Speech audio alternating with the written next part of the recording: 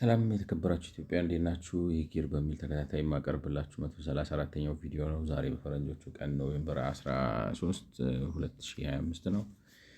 እንግዲህ ለማድረግ የሞከርኩት ነገር በዚህ ስለ መሬት በኢትዮጵያ በሚለው ቪዲዮ ወይንም በዚህ በጻፍኩት ወረቀት ላይ ለማድረግ የፈለኩት ማለት በመረዳት የሆነ የመሬት ፖሊሲ በሀገራችን ኖሮን አያውቅም። እንደ አጋጣሚ እንደ ሁኔታ መፍትሄ ማምጣት ነገር ነው የምንከተለው። ከዛ የተነሳ በትክክል በፕላንና በቅድ ስላልመራ ነው ሁል ጊዜ ማለት በቃ እንትን ነው፣ ግብታዊነት ነው። አብዛኛው ነገር ግብታዊነት ነው። ምንም እንኳን በይዘት ደረጃ ቢለያዩም ከደርግ በፊትና ከደርግ በኋላ ብለን ነው እንግዲህ ከፋፍለን ያጠናናቸው ወይም ለማቅረብ የሞከርኩት። ከደርግ በፊት የነበረውም ግብታዊ ነው፣ በጣም ወጣ ገባ ነው እንጂ ነው ላይክ ነው አንድ ሲሶ አንድ ጭቃሹ ምናምን እያለ የተለያየ መሬት የጉልት የርስት መሬት ወዘተ ወዘተ እያለ ይላቸዋል። ከደርግ በፊት የነበረው። ከደርግ በኋላ ግን ወጥነት አለው። በሀገር ደረጃ መሬት የመንግስት ነው ተብሎ ታውጇል። የከተማ መሬት የሚተዳደርበት ህግ አለው። የገጠር መሬት የሚተዳደርበት የራሱ ህግ አለው። በአብዛኛው በደርግም በኢህአዴግም እንግዲህ የገጠሩ መሬት ማለት እንደ ርስት ነው የሆነው ነው። ሰው ምንም እንኳን በኢህአዴግ ጊዜ ትንሽ ለቀቅ ቢልም ገበሬው መሬቱን ሸጦ መውጣት አይችልም ነው ማለት ያዝነው ራይት ያን ሸጦ ለመውጣት ብሎ እንደው ጥዬ እበራለሁ ካላለ በስተቀር ጥሎ ቢበርም ይሄዳል ነው የሚይዙት ማለት ብቻ እንዴት እንደሆነ እንትን አካባቢውን ለቆ እንዲወጣ አይፈለግም ነው። ስለዚህ ገበሬው ገጠር እንዲቀር የመፈለግ ነገር አለ ነው። ያ እንግዲህ እንዳልኳችሁ የፖለቲካ ምክንያት አለው። በአብዛኛው ማለት እንትን ነው ልክ በግብታዊነት ነው ማለት ምን ማለት ነው? ዝም ብሎ በግለፍተኝነትም ብቻ ሳይሆን አሁን ምን ይሻላል ምን እናድርግ በሚል ነገር ነው። የሆነ ችግር ተፈጥሯል እንዴት አድርገን እንፍታው ከሚል ነው። አልገባንም። የመሬት ላይክ ነው መሬት እንደ ሸቀጥ እንዲሸጥ ማድረግና በእቅድ መምራት ብዙ ጥቅም አለው። ማለት እዚህ ጋር የዘረዘርናቸውን የመሬት ችግር ያስወግዳል፣ የቤት ችግር ያስወግዳል፣ ከፍተኛ ከተሜነትን ይፈጥራል፣ ገጠሪነትን ያሳንሳል፣ ከተሞች ጥራታቸው እንዲጨምር ማለት ከተማ ገጠር እንዳይሆኑ ወይም ፐርባን እንዳይሆኑ ይከላከላል። ያም በማድረግ በእነዚህ ሂደቶች ውስጥ ተሰባስቦ ኢኮኖሚው መደበኛ ያደርገዋል። ኢኮኖሚውን በስፋት መደበኛ ያደርገዋል። ኢኮኖሚው በስፋት መደበኛ ሲሆን በጣም የኑሮ ደረጃ ይጨምራል፣ የህዝቡ ማህበራዊ እድገት ይጨምራል። ከዛም ጋር ተያይዞ የመንግስት የግብር ገቢ በጣም ይጨምራል። የመንግስት የግብር ገቢ ሲጨምር መንግስት ዕዳ ጫናው ይቀንስለታል። የልማት ስራ መስራት ይችላል። ስኬትን እየወለደ ወደፊት ተያይዞ መራመድ ይቻላል። ማለት የውጭ ምንዛሬንም መቀነስ እጥረት ችግር መፍታት ማለት መቆጣጠር ይችላል። እንዲያውም ሊፈታው ይችላል ሰክሰስፉሊ ማለት ትችላላችሁ። የኑሮ ውድነትን በመቆጣጠር ዘንድ ከፍተኛ ማለት እንግዲህ ኑሮ ውድነት ሁለቱ ፈንዳሜንታል ነገሮች ምንድን ናቸው ብትሉ ላይክ ነው አንዱ ምግብ ነው፣ አንዱ ቤት ነው አይደለ? ከምግብ አንዱ መኖሪያ ነው፣ አንዱ ምግብ ነው። ሌላው እንግዲህ ሌሎች ነገሮች ናቸው። እነዚህን ሁለቱን ትልልቁን ነገሮች ከፈታችኋቸው በመሬት ኑሮ ውድነት ላይ ከፍተኛ ተጽዕኖ ታመጣላችሁ። ስራ አጥነት ማለት ስራ አጥነት ይቀርፋል። ከተማ ስታስፋፉ ብዙ ስራ ትፈጥራላችሁ። ከተማ ብዙ ስራ አለው። ኮንስትራክሽን ብዙ ስራ ቀጣሪ ነው ወዘተ ወዘተ። የስራ አጥነትን በመቀነስ ከፍተኛ ድርሻ አለው። እንግዲህ እነዚህ ነገሮች ስታደርጉት የመንግስትን የመበደር አቅም ስታሳድጉት መንግስት እነዚህ የሚያገኛቸውን ገቢዎች እና የመበደር አቅሙን እየተጠቀመ ልማት ላይ ማምጣት ይችላል ነው። ነገር ግን በእኛ ሀገር ያለው ችግር እንግዲህ ምንም እንኳን ከደርግ በፊትና ከደርግ በኋላ ብለን ከፋፍለን ብናጠናው ሁሉም ከወቅቱ ሁኔታ አንጻር መሬትን እንዴት እናስተዳድረው ማለት ህዝብ መቆጣጠር ነው። ኢህአዴግን ለማሳየት እንደሞከርኩት አሁን ኤክስቴንሽን ይላል፣ ማዳበሪያ ማከፋፈል ይላል፣ ኮኦፕሬቲቭስ ይላል፣ ኢትዮጵያን ግሬን ኢንተርፕራይዝ ምናምን የሚባል ድርጅት አለው፣ ኢሲኤክስ ይላል። ህገ መንግስታዊ የመሬት ያወጣው አዋጅ አለ። ከዛ በኋላ የገጠር መሬት አስተዳደር ህግ የሚለው አለ። ከዛ በኋላ የአካባቢ አስተዳደሮች ሁሉን ተጠቅሞ ምንድን ነው ምርት መቆጣጠር ነው። ገበሬውን ከቦታው እንዳይነሳ ማስቀመጥ ነው። ከተሜነት እንዳይስፋፋ መቆጣጠር ነው። ለምንድን ነው ይህን ሁሉ የሚያደርጉት? ነው የተለያየ ፕሪቴክስት ወይንም ሀሳብ ማስቀየሪያ ምክንያቶች ሊደረድሩ ይችላሉ። ዋናው ከበስተጀርባው ያለው ምክንያት ግን የፖለቲካ ቁጥጥር ነው። ከዛ ጀርባ ያለው ምክንያት እንደኔ እምነት አላዋቂነት ነው ማለት በቃ ላይ ነው። መሀይማንም በጉዳዩ ላይ የዘመናዊ የኢኮኖሚ ግንዛቤ የዘመናዊ ፖለቲካ ግንዛቤ ስለሌለን ነው ማለት መቆጣጠር የምንፈልገው።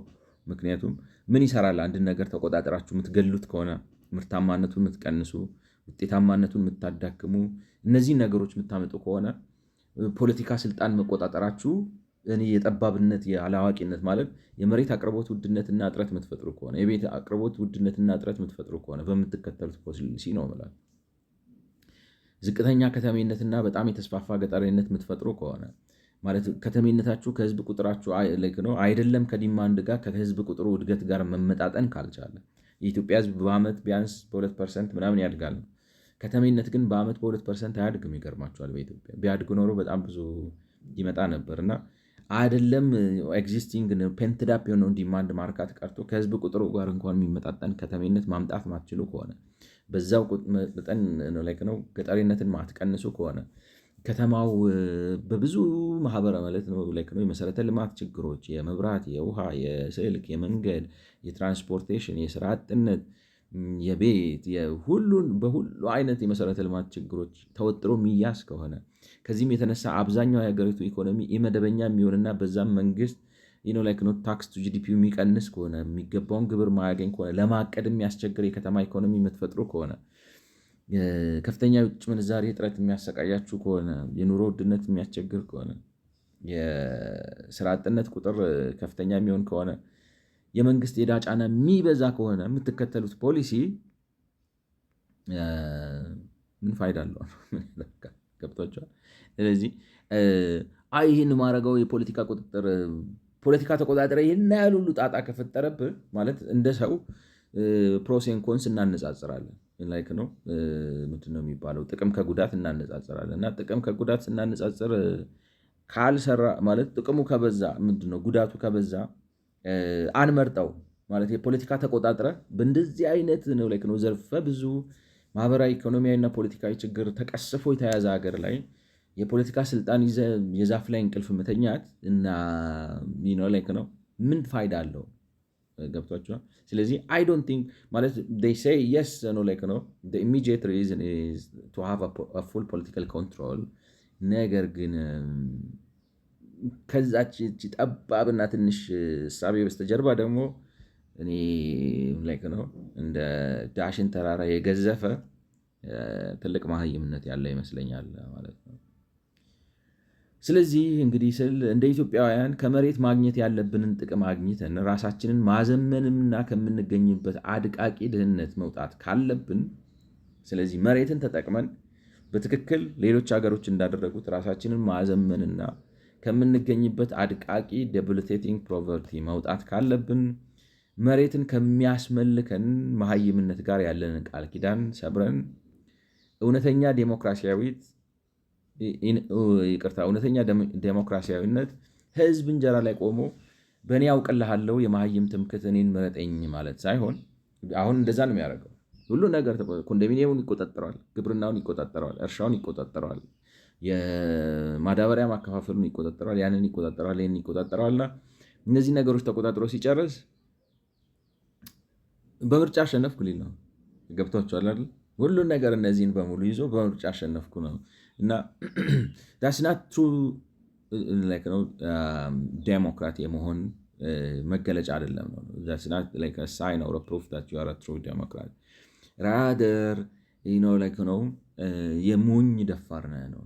አጉል ያወክ መስሎሃል ማለት በእንደዚህ በወደመ በሀገር ላይ በኃይል ስልጣን ብትይዝ ኦፍኮርስ ነው የሆነ ነገር ሊገኝ ይችላል። ግን አንተ የህዝብ አገልጋይ አይደለህም።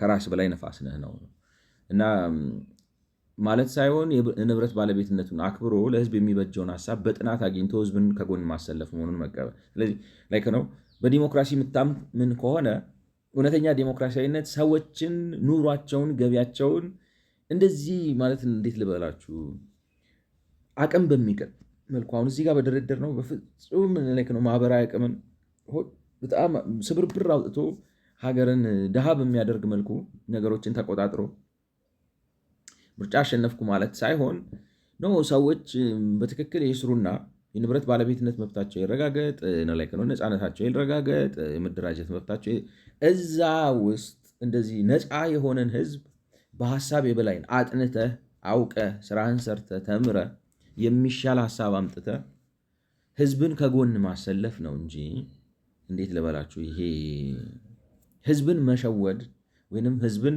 ሶፍት ኮምፐልሽን ውስጥ አስገብተህ መነቃነቂያ አሳጥተህ በዛም በሂደቱም አሁን የዘረዘርናቸውን ችግሮች አምጥተህ በምርጫ አሸነፍኩ እያልኩ በየጊዜው እየመጡ መለፍለፍ አለመሆኑን ከውስጥ ማመን አለብን ነው። ዴሞክራሲ ሲባል እንዴት ልበላችሁ ስለማታውቅ ነው ኮንትሮል አለ ማለት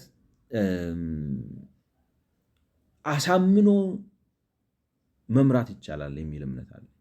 ገብቷቸዋል። ሰውን እንትኑን ዳይናሚክሱን ለቀው ኦፕሬት ያደርግ በኮንቪክሽን መምራት ይቻላል።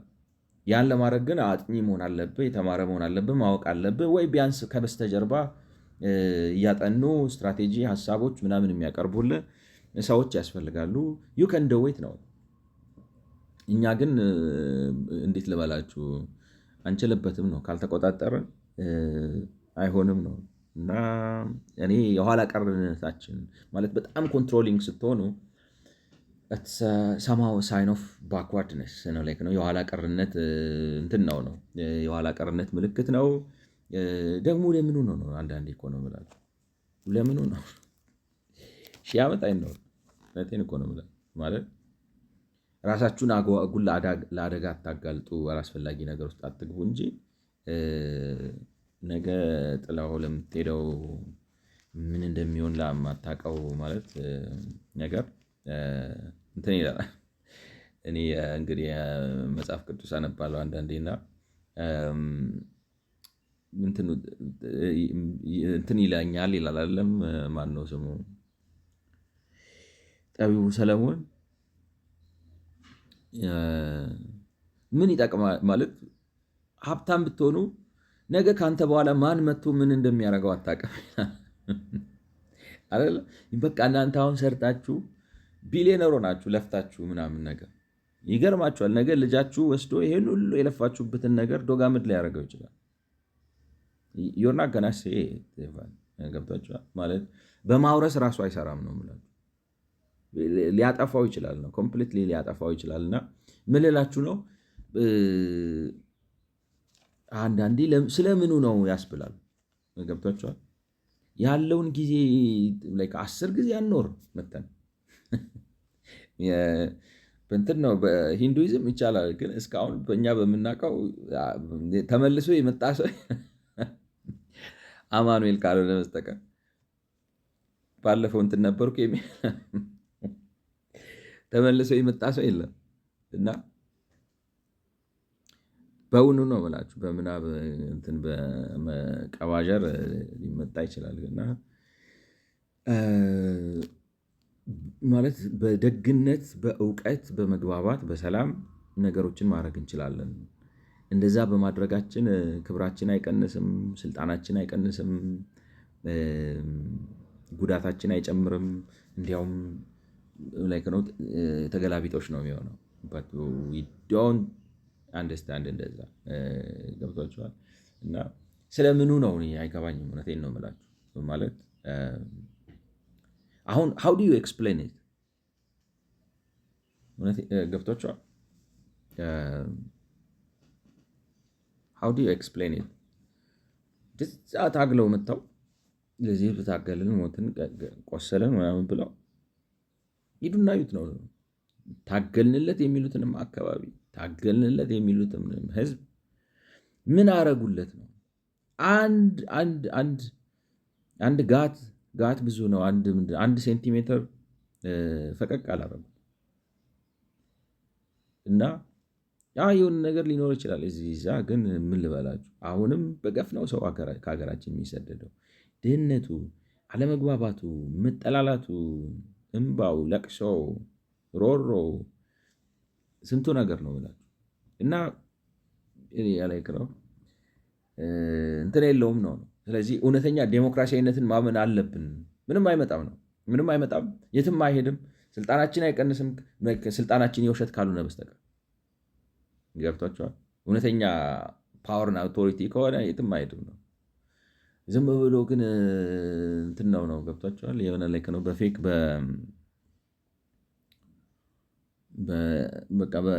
በኮስሞቲክስ ምናምን አሳምረ ነው የውሸት ያልሆነ ስልጣን ካመጣን ግን በቃ ስንጨነቅ ነውና እውነተኛ ዴሞክራሲያዊነት ህዝብን አፍኖ ይዞ አላስበላ፣ አላስጠጣ፣ አላስወጣ፣ አላስበለጸግ፣ አላኖር ብሎ እዚህ ጋር የዘረዘርናቸውን ችግሮች አምጥቶ ከዛ በኋላ በዚህ መልኩ የተቆጣጠርከውንና ማለት አሁን ላይክ ነው ሃው ኢዝ ኢት ዲፍረንት ፍሮም ሳይኮፓት። ለምሳሌ እነዚህ አሁን የአእምሮ በሽተኞች አለ ሰው ጠልፈው ወስደው ቤታቸው ውስጥ አስረው ምግብ እያበሉ ምን እያሉ ሴት ምናምን ይጠልፋሉ። ታውቃላችሁ? እንደዛ አድርገው ውጭ ሀገር ህፃናት ምናምን ጠልፈው በቃ ላይክ ነው ኦብሴስድ ስለሆኑ አስቀምጠው እንግዲህ ማለት ያኖራሉ። ላይክ ነው ዱ ዩ ቲንክ ዳትስ ቁጥጥር ነው፣ ፓወር ነው፣ ኮንትሮል ነው ምናምን ብለህ ልታወራው ትችላለህ። ችሎታ ነው፣ እውቀት ነው። እኔ የአእምሮ በሽታ ነው። ዩርሴክ ሰውን ልቀቀውና በምርጫው ይምረጠ። ገብቷቸዋል። ዳዳዝ ሚን እንደዛ ሀገር የትም አይሄድም። ዝም ብሎ ሀገር ይገነጠላል። ምንም አይሆንም። ዝም ብሎ በምኞት ነው እንዴ? አይደለም ነው። ዳይናሚክስ ነው፣ ፓወር ነው ነው እና ስለፈለግ ነው የሚሆን ነገር የለም። ስለፈራ ነው የሚቀር ነገር የለም። መሆንና መሆን የማይችሉ ነገሮች አሉ እና እንደዛ ብናደረግ መልካም ነው። ግን በቃ ላይክ ነው ዊ ሃቭ ቱ አንደርስታንድ የሰው ህይወት ላይ እንጀራ ላይ ቆሞ አይደለም በምርጫ አሸንፍ ያለው የሚባለው ነው። ህዝብ ይለቀቅና ሰርተን በላባችን እንኑር። ፖለቲከኛም ከሆነን ነው። እውነተኛ ዴሞክራሲያዊነት ህዝብ እንጀራ ላይ ቆሞ በእኔ ያውቅልሃለሁ የመሀይም ትምክት እኔን ምረጠኝ ማለት ሳይሆን የንብረት ባለቤትነትን አክብሮ ለህዝብ የሚበጀውን ሀሳብ በጥናት አግኝቶ ህዝብን ከጎን ማሰለፍ መሆኑን መቀበል አለብን ነው። እንዴት ላይክ ነው ያለ መንቃታችን አልደረስንም ነው እኮ ነው የሚገርመው። እንደ ማህበረሰብ ለዚህ ንቃተ ህሊና አልደረስንም። ገብቶችኋል? እና እንደዚህ አይነት አልደረስንም እላችሁ ከመካከላችን እንደዚህ አይነት ልቦናና መንፈስ ያላቸው ሰዎች ማውጣትና መሪ ማድረግ አልቻልንም። ፖለቲከኞቻችን በሙሉ ኩታራ ናቸው ነው። ኩታራ በጣም በጣም ኩታራ ማለት እንዴት ልበላችሁ፣ የትኛውም ማህበረሰብ ደካማ አለው ነው የምላችሁ። ደካማው ስግብግብ ምናምን ሁሉም አይነት ነገር አለው። እንዴት ግን እንደው ሰላማዊ ሰው ይጠፋል? ገብቷቸዋል። የሀሳብ ሰው የአእምሮ ሰው መምራት የሚችል ሰው እንዴት ይጠፋል? አልነበረንም ነው እንግዲህ በመሀል በዛ በግጭቱ ጠፍተው በግጭቱ በላቸው በተማሪዎቹ ቤት ጠፍተው ከሆነ ሌላ ጉዳይ ነው። ምክንያቱም እንግዲህ የገጠር መሬት ባለቤትነት ካልሆነም ከመንግስት በሊዝ እንዲገዛና እንዲሸጥ መፍቀድ ይቅርታ፣ የገጠር መሬት በባለቤትነት ካልሆነም በመንግስት ማለት የገጠሩን መሬት ሰው እንደ ንብረት የሚያዘው አሁን ለምሳሌ እንዴት ልበላችሁ፣ እስኪ አሁን ልዩነቱን አስቡት። መሬት በባለቤትነት መያዝ አይቻልም፣ በሊዝ ነው የሚቻለው በማለት መካከል ያለው ልዩነት ማለት መሬት የመጠቀም መብት ነው እንጂ ባለቤት መሆን የምትችለው መሬቱን ያንተ ማድረግ አትችልም የሚባለው አባባል ይህ ነው። እንዴት ልበላችሁ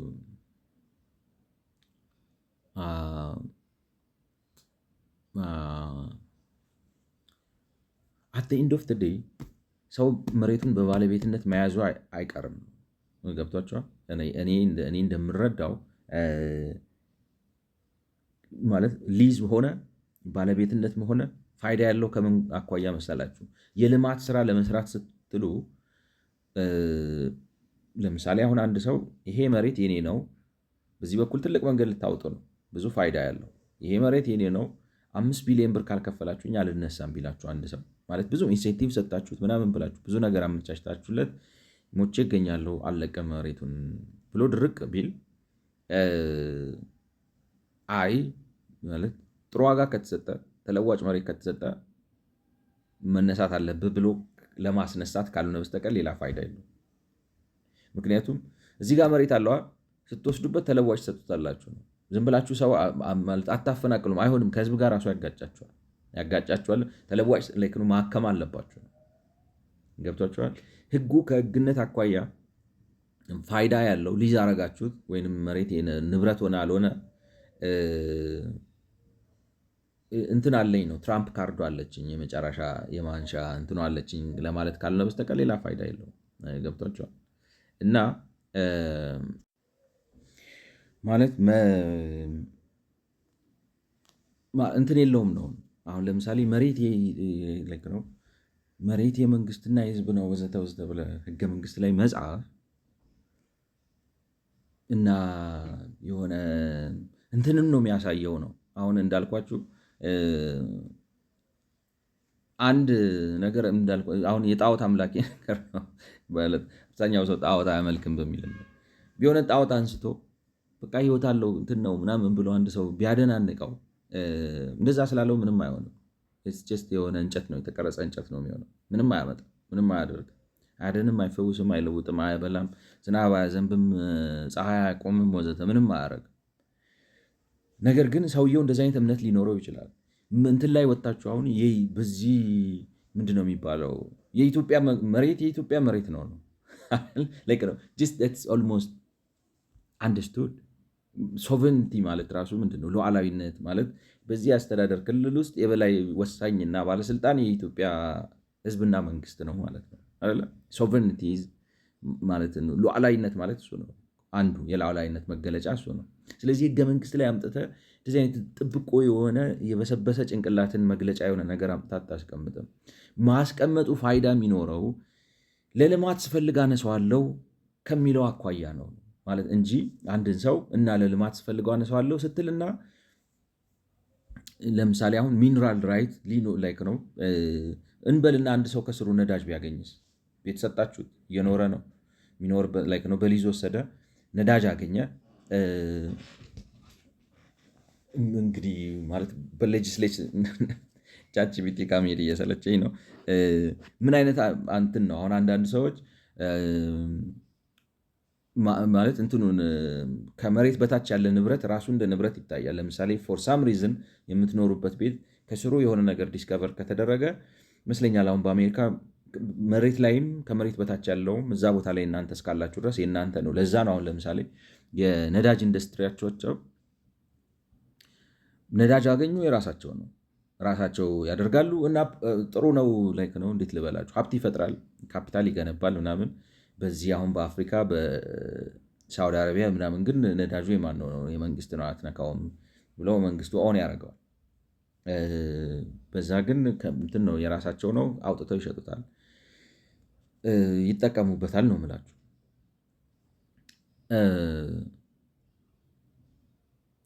ማለት የመሬት አሁን ከመሬት በታች ያለው ጉዳይ ሌላ ጉዳይ፣ እንዴት ልበላችሁ፣ እሱም ሌላ ማለት አሁን እንዳልኳችሁ መሬት አገኛችሁ፣ ከመሬቱ ስር አልማዝ ቢወጣስ? ሳትናገሩ አጥራችሁ አቧራውን በኪሳችሁ እየያዛችሁ እየወጣችሁ ቆፍራችሁ ላይክ ነው ነገሩ ይሰማል፣ ያገኛችኋል።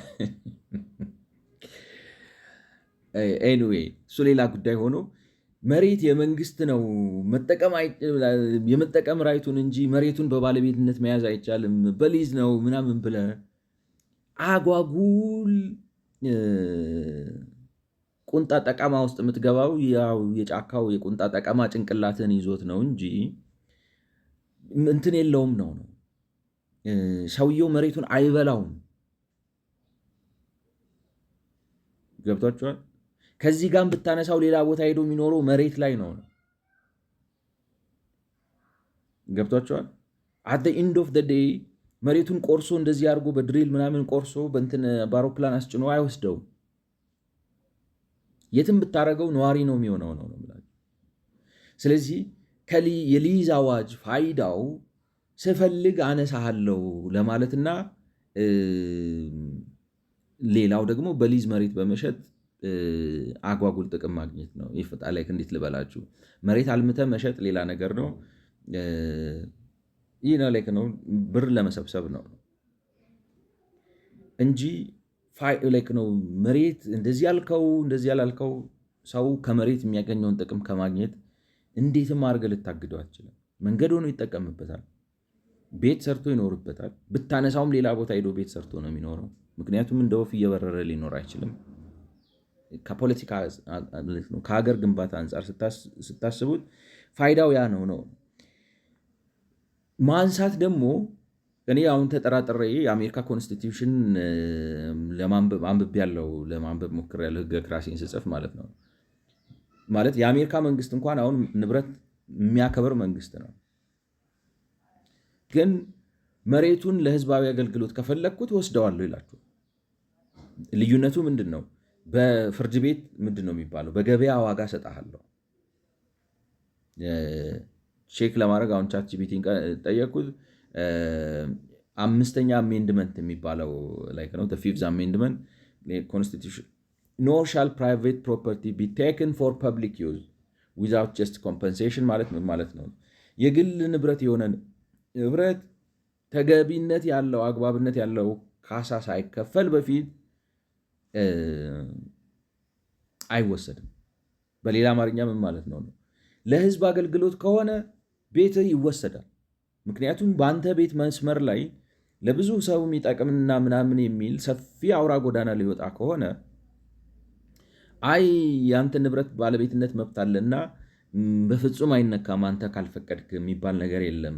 በህገ መንግስት በአሜሪካ እንኳን በጣም ሊበራል በሆነው ኮንስቲትዩሽን ይቻላል።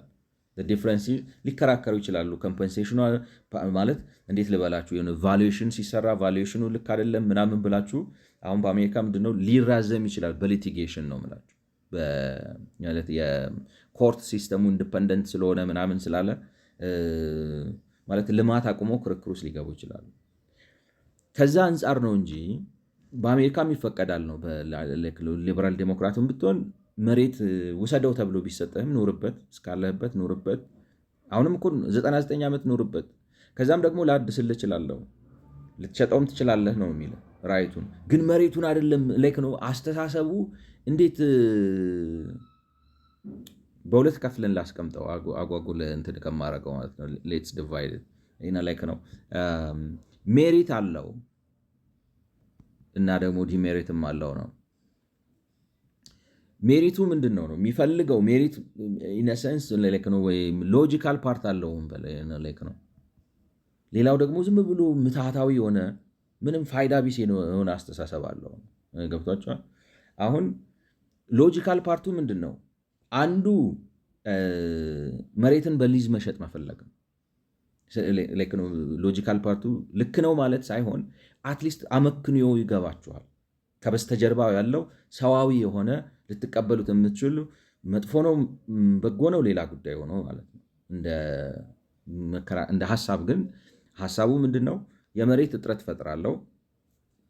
የመሬት እጥረት በመፍጠር መሬት አስወድዳለሁ። መሬት ሲወደድ እሸጣለሁ። ስሸጥ በሊዝ ስሸጥ ገንዘብ አገኛለሁ ነው አንዱ።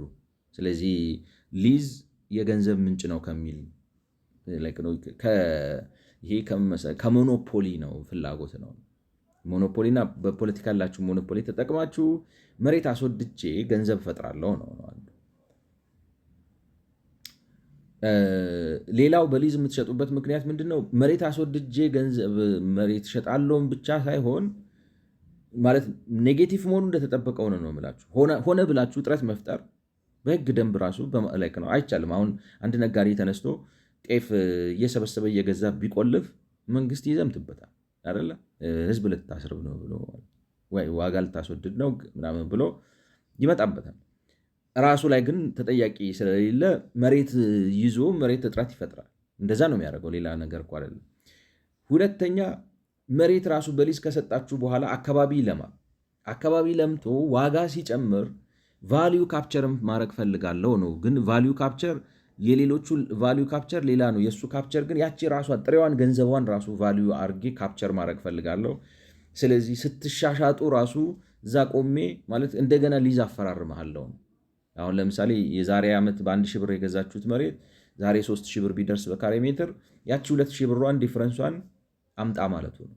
ገብቷቸዋል። ስለዚህ መጀመሪያም ሲያከፋፍል እጥረት ፈጥሮ ዋጋ ይጨምራል። ከዛ በኋላ በዚህ በተጠባበበ እንትን ውስጥ ሲጨምር እንደገና ቫሊዩ ካፕቸር ማድረግ ይፈልጋል።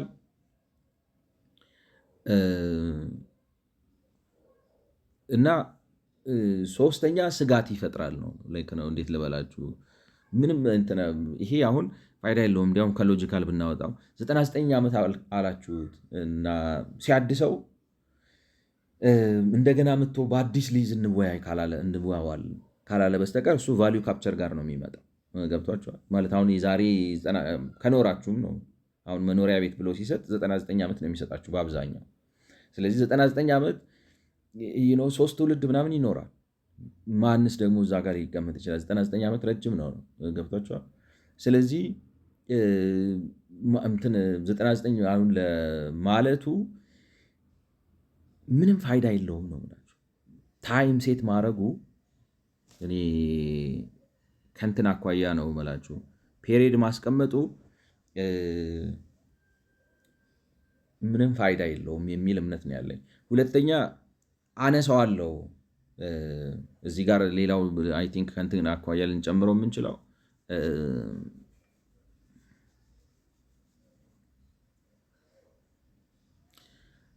ካሳ ክፍያ ላይ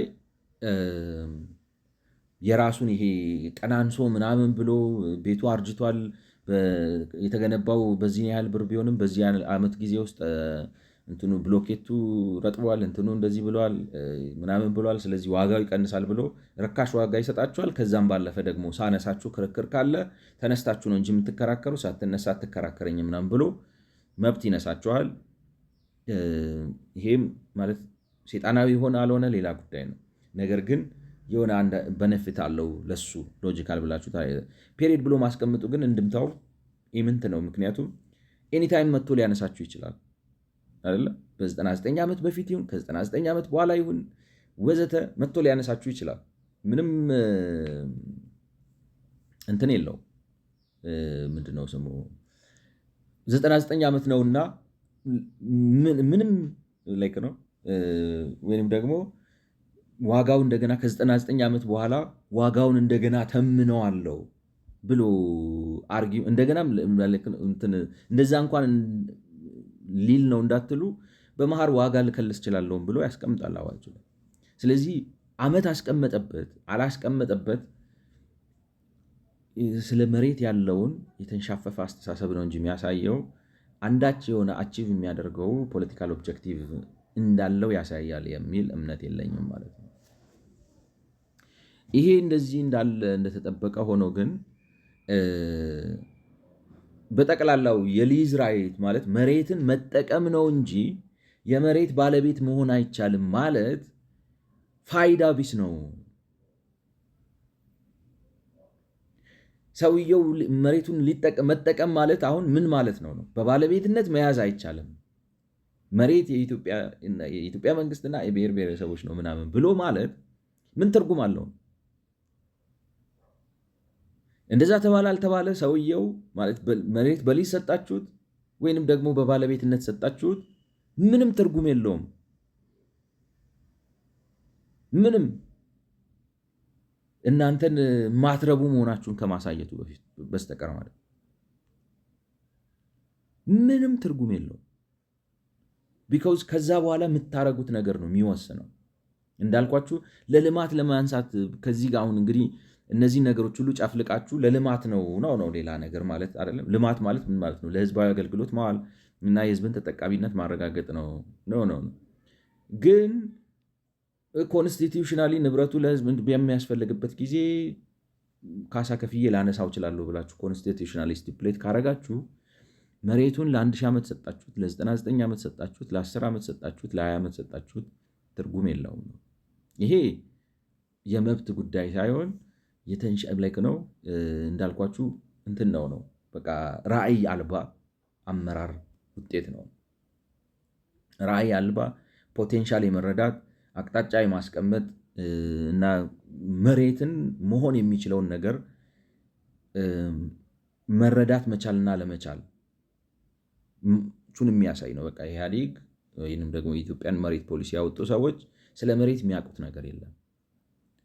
ፍጹም ድፍን መሃይማን ናቸው የሚለውን ነገር ነው የሚያሳየው። ማለት ሎጂክሊ ቢሆንም ምክንያቱም እንዴት መሰላችሁ መንግስት አልሰረቀም ነው አይደለም። የሰረቀ ሰው ነው እንዴት ልበላችሁ፣ ወይንም የማይገባው ሰው ነው የማይገባ ዋጋ የሚጠይቀው። መንግስት ረጅም ጊዜ ቆያለው ማለት መንግስትነት ማለት የሆነ ኢንከምበንሲ አይደለም። የሆነ ሰው አሁን ስልጣን ላይ ያለው አለ በረጅም በሀገር ደረጃ ኢትዮጵያን ምን አይነት ሀገር ነው ልንገነባት ብሎ የሚያስብ ነው መንግስት። ስለዚህ ይህን ያወጡት ሰዎች ባዶ ድፍን ያሉ ሰዎች እንደሆኑ ያሳያል ነው። ከዛ ባሻገር ግን ሚስቲፊኬሽን ነው። በሊዝ አልከው አላልከው ምናምን ያልከው ኢትስ ሚኒንግለስ። እኔ ላይክ ነው እስቲ ቻት ጂፒቲን እንጠይቀው። ላይክ ነው what does Ethiopian land law says about oil discovered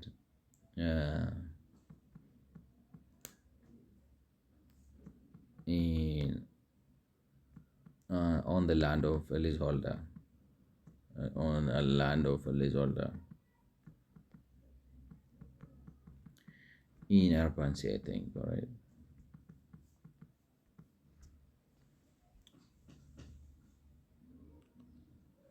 Especially in the Ethiopian context, where the concept is land holding, not ownership, has deep constitutional, let's unpack it. The core principle, land belongs to the state according to the right place. So no individual entity owns the land.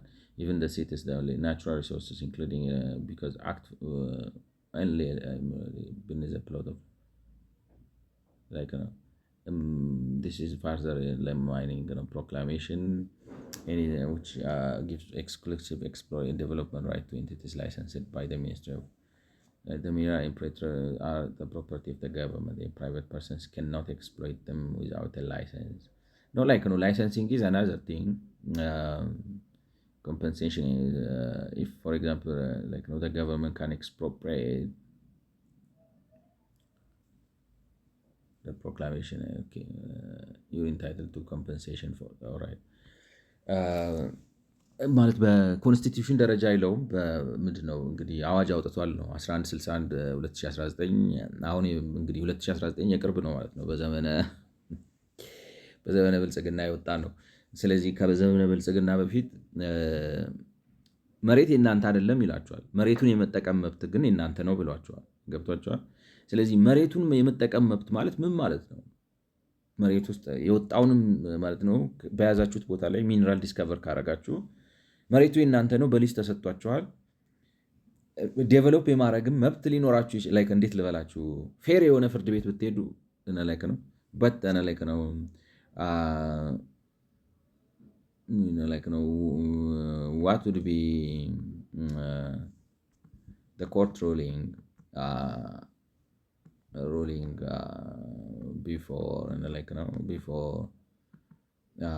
before the 2019 mineral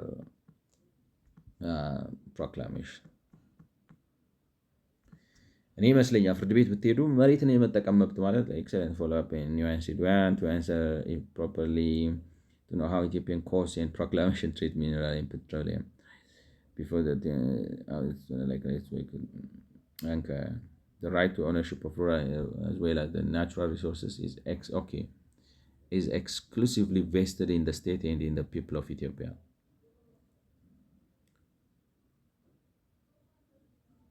And as well of natural resources ኦነርሺፑ እንዳልኳችሁ እኮ ነው የመንግስት ነው። አሁን ለምሳሌ መሬት ግን የመንግስት መሆኑ እናንተ እዛ ላይ ቤት ከመስራት ያድናችኋል፣ መንገድ እዛ ላይ ከመጠቀም ያድናችኋል፣ ይከለክላችኋል፣ ይስ ይገድባችኋል። ሊገድባችሁ አይችልም።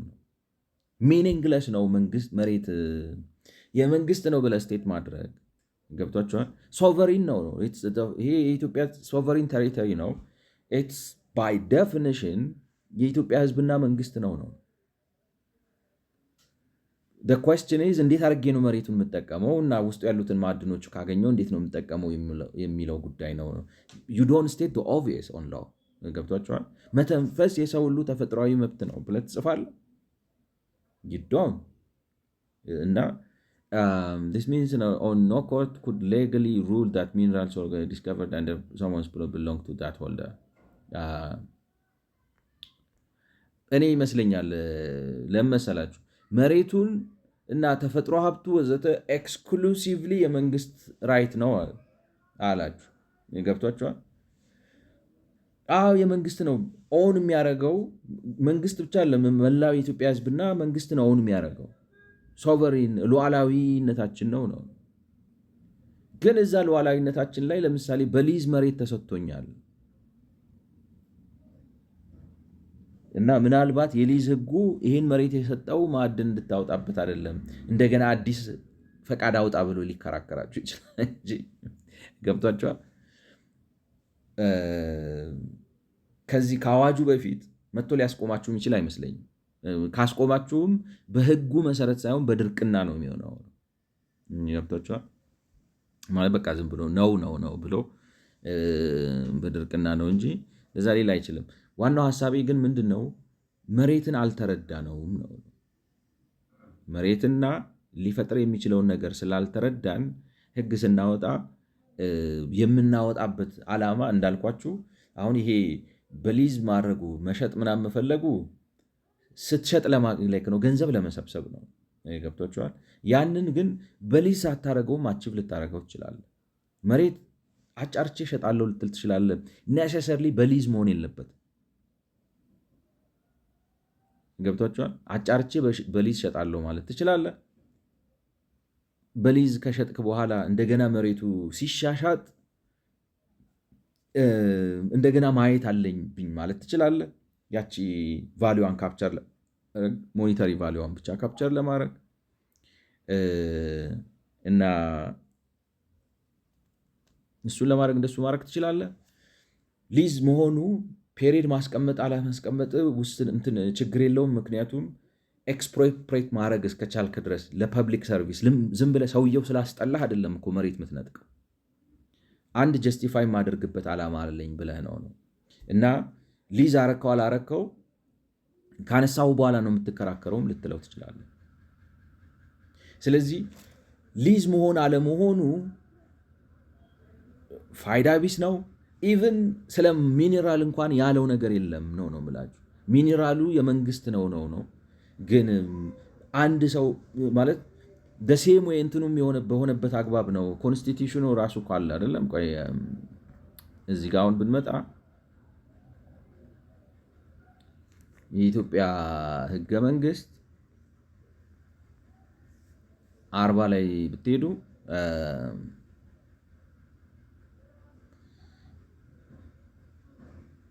አሁን ለምሳሌ ስለ ንብረት እያወራ ነው። ማንኛውም የኢትዮጵያ ዜጋ የግል ንብረት ባለቤት መሆኗ ይከበርላታል።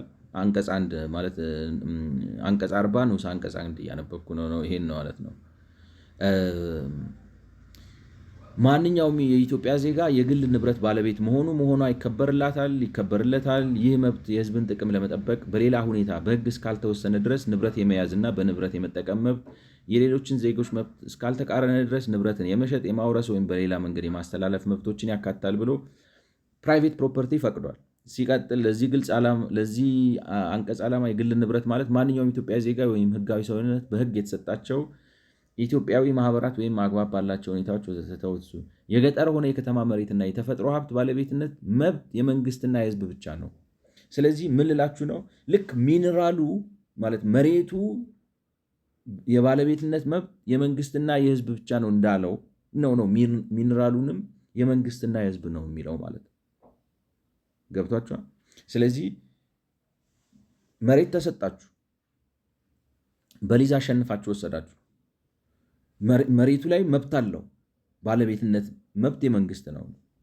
ያንን መሬት ግን እዛ መሬት ላይ ግን ዴቨሎፕመንት ሰርታችሁ ነው ህንፃ ሰርታችሁ የሚገኘውን ትርፍ የማግኘት መብታችሁ። ለምሳሌ እርሻ እርሳችሁ ማይኒንግ ነው እኮ ራሱ እንደሚባለው አንዳንድ አሁን ምክንያቱም ምግብ ሰብል ስትዘሩ ማዕድናቱን ነው መጦ ምግቡ የሚያድገው።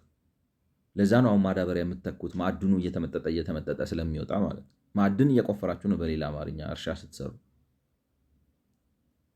ደሴም ወይ እዛ ጋር ሳደርግ ለምሳሌ ኦፓል አገኘው እየቆፈርኩ ያወጣው ሸጠዋለሁ። ማለት በዚህ ሌጂስሌሽን አንደር ኖርማል ሰርከምስታንስስ ጤናማ የሆነ ዳኛ ቢኖር ነው የምላችሁ እኔ እንደሚመስለኝ መንግስት ሊያነሳችሁ ይችላል፣ መብቱ ነው። እንዳልኳቸውን ለልማት ፈልገዋለሁ ኢነሰንስ ምን ማለት ይሆናል? ይሄ እዚህ የተገኘው ኦፓል በመንግስት ንብረት ስር ገብቶ እየተመረተ ለእንትን ይሆናል ብሎ ሊያነሳችሁ ይችላል። ነገር ግን እንደዛ ካላለ ማዕድኑን አውጥተ መሸጥ አትችልም ብሎ ሊያግድህ አይችልም። ንብረትህ ነው የመጠቀም መሬቱን የመጠቀም መብት እየሰጠ ስለሆነ እንደኔ ያረዳድ ነው የምላችሁ። እና ይህን ማለት ሊያከራክር ይችላል። ሊያከራክር ቢችልም ግን እስከ 2019 ድረስ መጥቶ ምንም አላለም። ገብቷቸዋል። ላይክ ነው ማዕድን ከተገኘ ምናምን እኔ መጥቼ ነው ማውጣው ምናምን የሚል አዋጅ ያወጣው የዛኔ ነው። ስለዚህ ሀሳቤ ዊ ዶንት አንደርስታንድ ላንድ ማለት ህጋችን መሬትን እንደተረዳ ነው አያሳየም። ምክንያቱም በባለቤትነት ያዘው ከዛ ምናልባት በውስጡ ስፋት ያለው በኢንዱስትሪ ደረጃ ሊለማ የሚችል ማዕድን ካገኘው ማዕድን ምናምን በኢትዮጵያ ውስጥ እንዲለማ የሚፈቀድለት በኢትዮጵያ በመንግስት ስለሆነ ብለህ ልትለው ትችላለህ። ግን እሱም ጥቅም የለውም ነው የምላችሁ። ማለት እንዲያውም ያደህያል፣ ሀገር ያጠፋል። ራሱ ብትፈቅዱለት ነው የሚሻለው። ማለት ትመዘገባለህ፣ ማዕድን አውጪ ነህ ምናምን ብለህ ግብር ትከፍላለህ።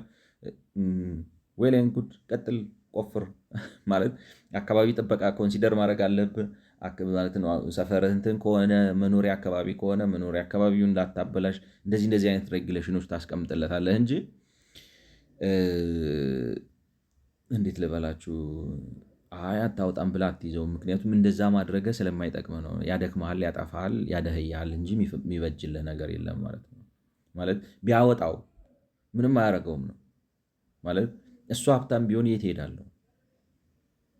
ገብቷችኋል? የት ሄዳል? አይ አውጥቶ ሸጦ ዶላር አድርጎ ከሀገር ጠፍቶ ማዕድኔንም ዶላር የምትፈራበት ጀስቲፊኬሽን ያለው አይመስለኝም። ዝም ብሎ ያልበሰለ ነገር ነው። ስለዚህ የመሬት ማለት የገጠር መሬት በሊዝም ሰጠኸው። አክቹዋሊ የገጠሩን መሬት በሊዝ አይደለም የሚሰጣቸው። የሚገርማቸው አሁን እንዳያችሁ ገደብ የለውም ነው የሚለው። የማረስ መብቱ ሰውየው እስካለ ድረስ በውርስ ርስት ነው። ገደብ አልባ ነው። ኦንሊ ዲፍረንስ ስፈልግ አነሳሃለው ነው። እሱን የነፃን እንትንም ይፈቅዳል ነው የምላችሁ። ማነው ስሙ? የአሜሪካ ህገ መንግስት ማለት በየትኛውም ሀገር እንደዚህ መሆን አለበት፣ ግዴታ ነው። ስትፈልጉ ማንሳት አለባችሁ።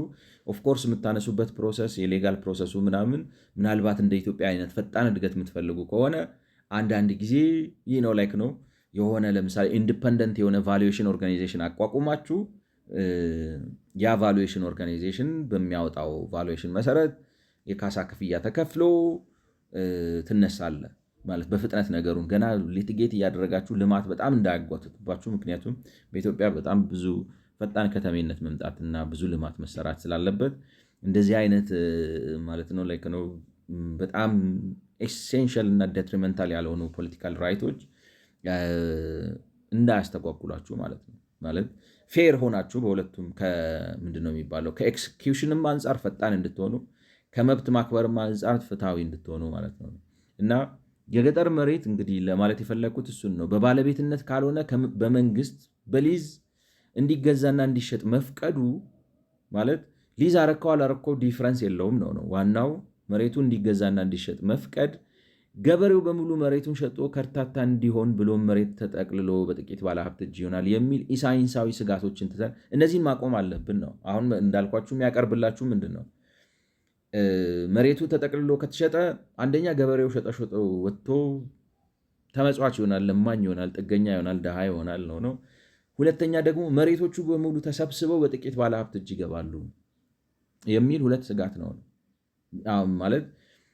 ይህንን እንደ ምንድን ነው የሚባለው ማመካኛ አስቀምጦ ግን ወይም ፕሪቴክስት አስቀምጦ ግን ከበስተጀርባ ምግብ መቆጣጠር ነው። ዝም ብሎ እዚህ ግብታዊ የሆኑ እንትኖች አሉ።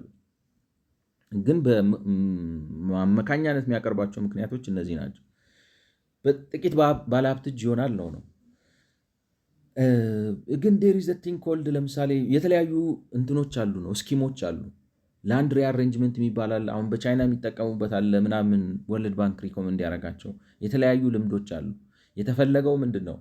አንደኛ ሰዎች ከአካባቢያቸው እንዳይነቀሉ ነው። ገብቷቸዋል ማለት ዲስፕሌስመንት እንዳይመጣ ነው አንዱ። ሁለተኛው ዲስፕሌስመንት መምጣት ብቻ ሳይሆን አሁን ለምሳሌ የገጠር መሬት ይሸጥ ብትሉት የምትገዙት በወረደ ዋጋ ነው። ስለዚህ በርካሽ ዋጋ ሸጦ ሌሎች ሰዎች እንዳይከብሩበት ነው።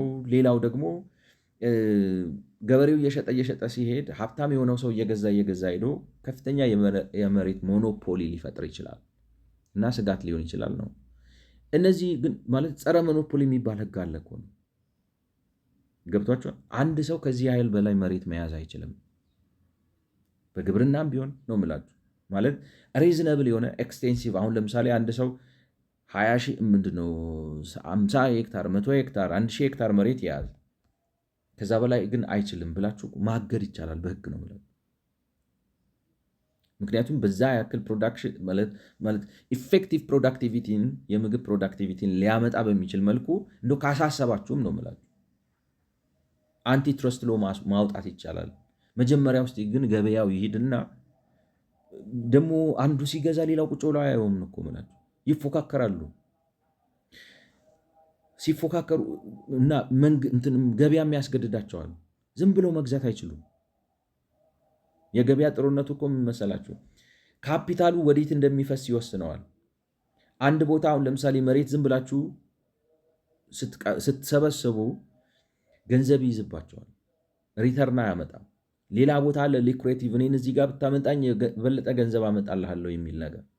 ስለዚህ ቻናል ያደርገዋል አገሪቱ ውስጥ ያለውን መኒ ወደ ሁሉም፣ ግማሹን ወደ ኢንዱስትሪ፣ ግማሹን ወደ ባንኪንግ፣ ግማሹን ወደ አኒማል ፋርሚንግ፣ ግማሹን ወደ አግሪካልቸር፣ ግማሹን ወደ ቴክኖሎጂ ምናምን እንትኑ ፕሮፊት ማርጂኑ ራሱ ቻናል ያደርገዋል። አሁን ደች ዲዚዝ እንደሚባለው ገብቶ የሆነ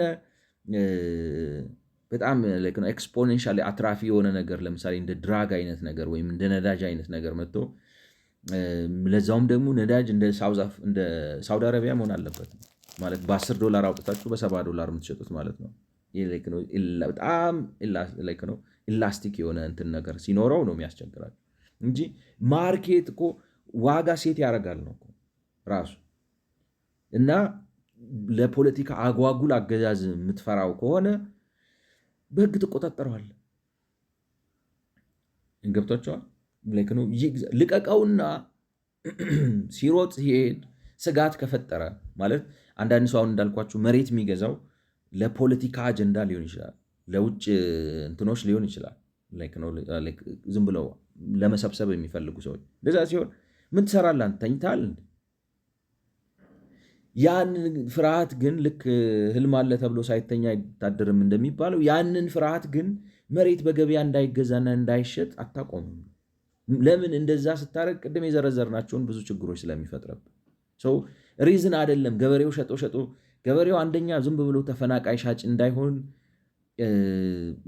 በዚህ ላንድ ሪአሬንጅመንት በሚባለው አድርገ እዛ ጋ ኢንዱስትሪ የሚገነባ ከሆነ ኢንዱስትሪው የሆነ ሼር እንዲኖረው አድርገ ሲነሳም ቦታ የሚተካ ቦታ ሰጠ፣ ሲሰጥም ኢንፍራስትራክቸር ተሟልቶ የሚያስፈልግ ዝም ብሎ ገብቷቸዋል። መሰረተ ልማት የሌለበት ምናምን ያለበት ቦታ አውጥታችሁ እንዳጥሉት ሪአሬንጅ ተደርጎ መስራት ይቻላል። ገዢውም እንደዚሁ ዝም ብሎ በገፍ ገንዘብ ስላለው እየዞረ የሀገሪቱን መሬት ሁሉ ገዝቶ በግለሰብ ቁጥጥር ስር ገባ ምናምን የሚባለው ነገር ካሰጋ አንቲ ሞኖፖሊ የሚባለው አለ፣ ታቆመዋለህ ነው። አሁን ይሄ አዲስ ሳይንስ ሶፊስቲኬትድ ነገር ሆኖ አይደለም ነው። እንደዚህ አይነት ቤዚክ ነገሮችን ማወቅ አቅቶን ነው። አሁን እንደዚህ አይነት እንዴት ልበላችሁም የገጠር መሬት እንዲሸጥ አንፈቅድም፣ መሬት ኤክስክሉሲቭ የመንግስት ራይት ነው ምናምን የሚል ምንም ትርጉም የሌለው እና ድህነት ቀፍቃፊ የሆነ ፖሊሲ የምናራምደው ከምንድን ነው? በቃ ነው። ይሄ ከመሃይምነት ወለድ ፍርሃት ነው። ሶቨሪንን ነው። ሉዓላዊ ሀገር ማለት ምን ማለት ነው? መሬቱ ኢትዮጵያ ሉዓላዊት ሀገር ነች ስትል ደመደምከው ነው በቃ። የኢትዮጵያ ህዝብና መንግስት ይሄ መሬት እንደዚህ ይሰመር፣ እንደዚህ ይውጣ፣ በዚህ በኩል ቦይ ይውጣ፣ በዚህ በኩል መወሰን የመቻል ሉዓላዊ የሆነ ዓለም አቀፍ እውቅና ያለው ስልጣን አላቸው ማለት ነው። አምጥተህ እዛ ጋር እንደዚህ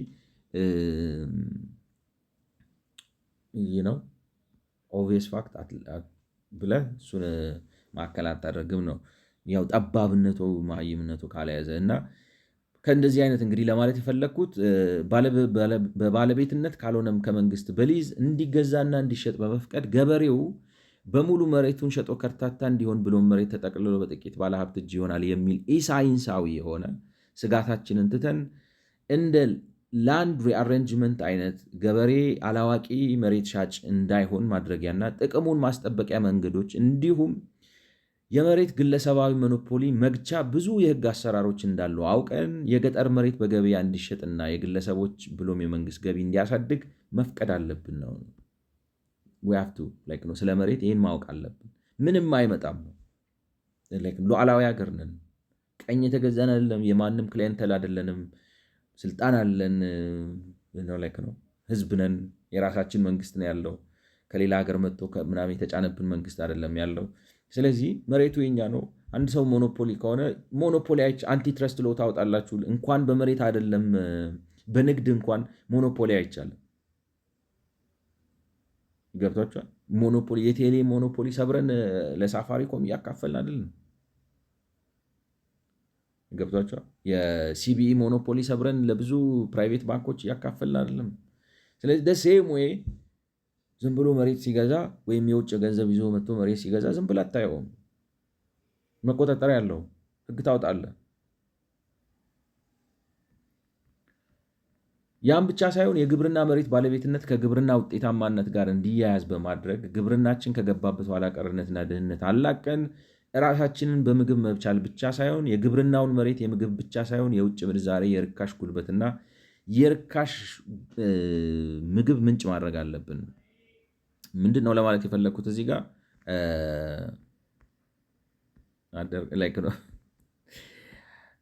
እዚህ ጋር ለማለት የፈለግኩት ምንድን ነው ራስን በምግብ ራስን ማስቻል ምናምን የሆነ ጥቂት ገበሬ ባለሀብቶችን መፍጠር ምናምን የሚል ዓላማ አይደለም ነው። መሬቱ ይሄ መሬት በካሬ ሜትር ይሄን ያህል ማምረት አለበት በተሰማራበት የንግድ መስክ ማለት በተሰማራበት የፉድ ላይን ነው የምላችሁ። ቲማቲም ነው የሚያመርተው፣ ይሄን ያህል ማምረት አለበት። ድንች ነው የሚያመርተው፣ ይሄን ያህል ማምረት አለበት። ምንም የሚጠቀም ነው የምላችሁ። ስታንዳርድ እየተሻሻለ የሚሄድ መሬቱ በምርታማነቱ ነው በባለቤትነት መያዝ ያለበት እንጂ እንዴት ልበላችሁ ምንድን ነው ዓላማው ነው በቃ ሀገር ካላሰለጠነ ምን ይሰራል መንግስትነት ነው እኮ ነው። መንግስት ሲቋቋም እኮ ህግና ስርዓት ማክበር ብቻ አይደለም ብሌክ ነው፣ ነገሮችን ማስቻል ነው፣ ህዝቡን መልቀቅ ነው። አቺቭመንት ከሌለው ዋትስ ዘ ፖይንት? ስለዚህ መሬቱ እንዴት ልበላችሁ ላይክ ነው ጥፋት ነው እኮ ነው። አሁን ለምሳሌ በኢትዮጵያ ስንት ነው ስንትን 15 ምናምን የሆነ ሄክታር መሬት አለ። ስንት ነው ላይክ ነው አይ ዶንት ኖ። አሁን ለምሳሌ የኢትዮጵያ ጠቅላላ ስታደርጉት የሆነ ሄክታር ይመጣል። ከዛ ሄክታር ውስጥ የሆነው ያህል 20 ሺህ አይደል ነው 30 ሺህ ምናምን ላይክ ነው የሚታረስ መሬት አለ ነው። ያ መሬት ምን ያህል ፕሮዲውስ ማድረግ ይችላል? ከዛ አኳያ ምን ያህል ፕሮዲውስ እያደረገ ነው? በጣም አይገናኙም ነው የምላችሁ። ስለዚህ ያንዳንዱ መሬት እንደ ህንፃ አሁን እኮ እንደዚህ አድርገው ራሱ ያመርቱበታል እኮ አልጋ ሰርተው። አሁን ቲማቲም እዚህ ጋር ብቻ አይደለም የሚመረተው፣ እዚህም ጋር ይመረታል ነው፣ እዚህም ጋር ይመረታል ነው፣ እዚህም ጋር ይመረታል ነው። እንደዚህ አድርገው እንደ ፎቅ ማለት ነው። ፍሎር ኤሪያውን ልክ አሁን በ100 ካሬ ሜትር መሬት ላይ ወደ ላይ እንደምታመርቱት ሰዎች ግብርናም እንደዚህ ያመረቱ ነው። ቨርቲካል ምናምን አድርገው ያመርታሉ። እና ምን ልላችሁ ነው በካሬ ሜትር ፕሮዳክቲቪቲው ሜዥር መደረግ አለበት። በሚቀጥለው ቪዲዮ እንገናኝ። ሰዓቱ እዚህ ጋር ይገድበኛል። ስለሰማችሁኝ አመሰግናለሁ። መልካም ጊዜ